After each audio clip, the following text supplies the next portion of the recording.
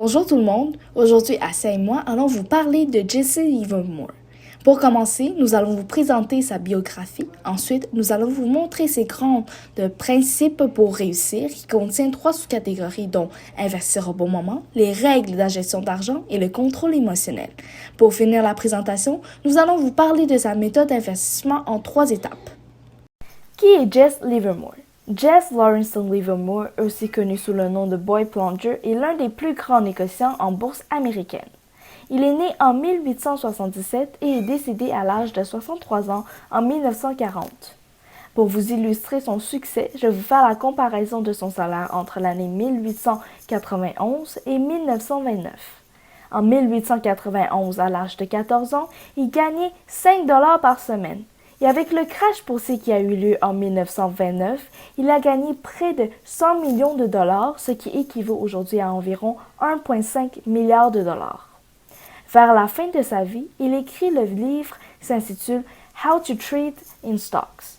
Ce livre est l'inspiration et la source principale de notre présentation d'aujourd'hui. Le premier principe est le timing. Ce que Jesse Livermore veut dire par timing, c'est de savoir quand acheter et quand vendre ses actions ou en d'autres mots d'investir au bon moment. Pour lui, il faut toujours s'assurer d'avoir une raison claire et valable avant d'entrer ou de quitter une position. Et si vous n'êtes pas sûr de la direction du marché, il faut simplement attendre, car il dit que le gros argent est gagné quand on s'assoit et qu'on attend, et que la réponse vient avec le temps. Même si la réponse vient avec le temps, une fois qu'on a la réponse, il faut bien agir en conséquence, surtout quand il s'agit d'une possibilité de perte grave. Les tendances des actions montent et descendent, ce qui est normal, mais avec des analyses, il est possible de déterminer des montes et descentes anormales, souvent quand ils varient sans aucune raison.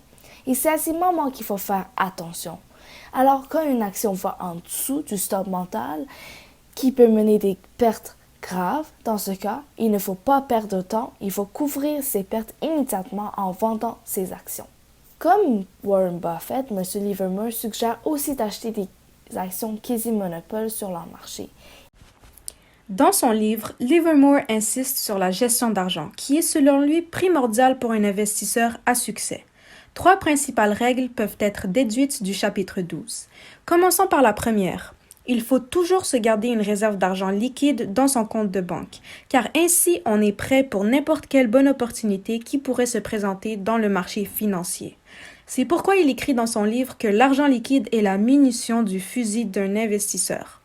À cet égard, il recommande de verser périodiquement ses profits dans un compte de banque personnel et d'y verser 50% des profits importants. Ensuite, il ne faut jamais acheter toutes les actions prévues d'un seul coup.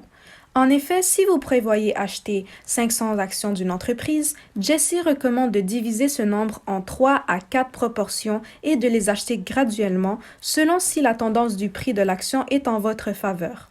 Le nombre de proportions dépend de chaque investisseur. Vous pouvez par exemple verser 30%, 30%, puis 40%. Cette technique, appelée le système pyramidal, vous évitera de faire des pertes financières radicales.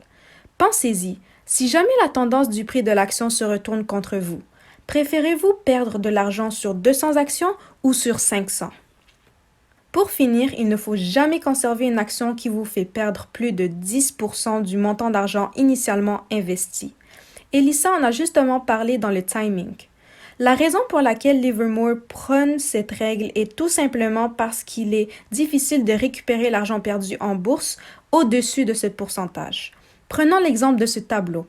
Si votre montant initial investi est de 1 000 $ et que vous en perdez 200, il faudra que vous réalisiez un gain de 25% sur le 1 000 $ initial pour simplement revenir à zéro, ce qui est exceptionnel en bourse.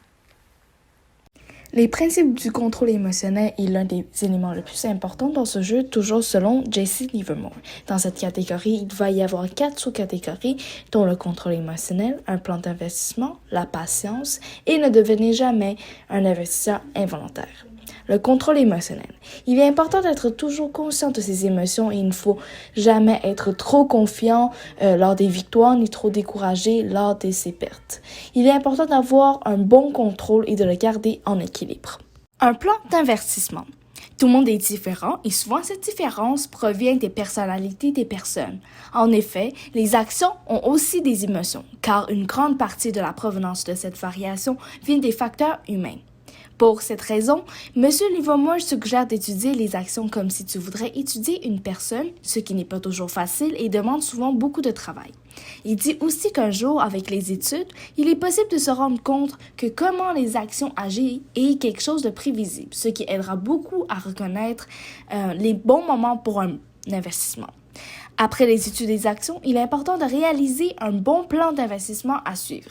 Et il est important que cette méthode soit bien personnalisée selon les caractères émotionnels de chacun. Par exemple, certains négociants choisissent de limiter aux achats d'actions dans un certain intervalle de prix spécifique. L'auteur du livre How to Trade in Stocks avertit que ce plan, fait avec énormément de travail, devrait être suivi et gardé et ne devrait pas être changé de façon à un trop grand taux de fréquence. La patience.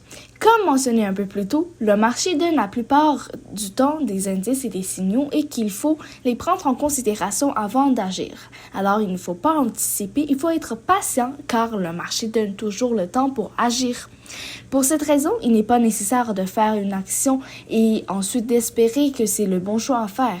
En effet, cet espoir cause souvent la chute et la perte de nombreux spéculateurs boursiers.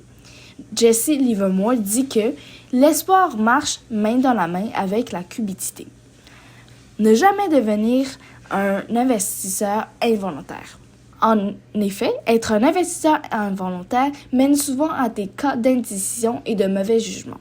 Écouter les autres peut aussi causer une perte de confiance, ce qui peut bien signifier une perte d'argent. Alors, M. Livermore insiste que « All tips are dangerous, take no tips ». Tous les conseils sont dangereux et il ne faut pas prendre de conseils. Pour cette raison, il faut jouer le jeu toute seule, prendre ses décisions concernant son propre argent. Aussi, il faut être secret et silencieux dans ses transactions boursières. Il ne faut surtout pas se vanter de ses gains ou annoncer ses pertes. Maintenant que nous nous sommes penchés sur les principes, intéressons-nous aux étapes pour investir selon Jesse.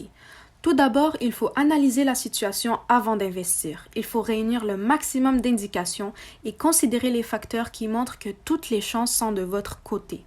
Voici les questions à vous poser.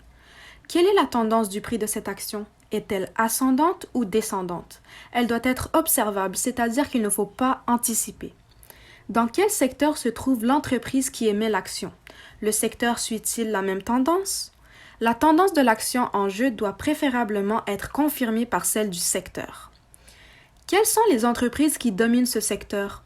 Ce sont elles qu'il faut suivre parce que si on ne peut pas faire d'argent avec ces compagnies, on ne peut pas faire d'argent avec le secteur, comme le dit Jesse Livermore. Il faut donc en choisir deux pour qu'elles confirment mutuellement la tendance. Il est ainsi 2 fois plus difficile de se tromper sur la tendance et sur le signal de potentiel gain d'argent. Ensuite, on ne rentre jamais dans le marché sans confirmation. C'est pourquoi on attend les points de pivot qui vont jouer ce rôle. Il y a 2 types de points de pivot. Le premier, les pivots d'inversion, montrent un changement dans la tendance du prix de l'action. Un pivot de ce type est montré par la première flèche. Le deuxième, les pivots de continuation, confirment la tendance du prix de l'action. 2 pivots sont montrés par les 2 autres flèches. Pour les reconnaître, vous devez absolument voir un volume inhabituel et important. Il y a aussi des calculs sur Internet pour repérer à l'avance les points de pivot, mais ils dépassent le cadre des explications de Livermore. Vous pourriez jeter un œil si vous êtes intéressé. Lorsque vous les repérez, vous devez regarder rapidement la tendance puis entrer dans le marché si elle correspond à votre objectif. Pour finir, il faut sortir au moment opportun. Comme je l'ai dit plus tôt, vous devez vous retirer avant d'avoir perdu 10% de votre montant initial investi. Également, selon Livermore, vous devez sortir durant des aberrations, c'est-à-dire des grandes déviations par rapport à ce qui est normal pour cette action. À droite se trouve une aberration appelée renversement d'un jour. Elle est caractérisée par un pic démesuré du prix de l'action et un volume anormal. Vous devrez aussi vendre vos actions lorsqu'un point de pivot vous signale un changement de tendance qui va à votre encontre. Et voilà, maintenant vous connaissez les principes ainsi que la méthode d'investissement qui ont contribué au succès grandiose de Jesse Livermore. Merci de nous avoir écoutés.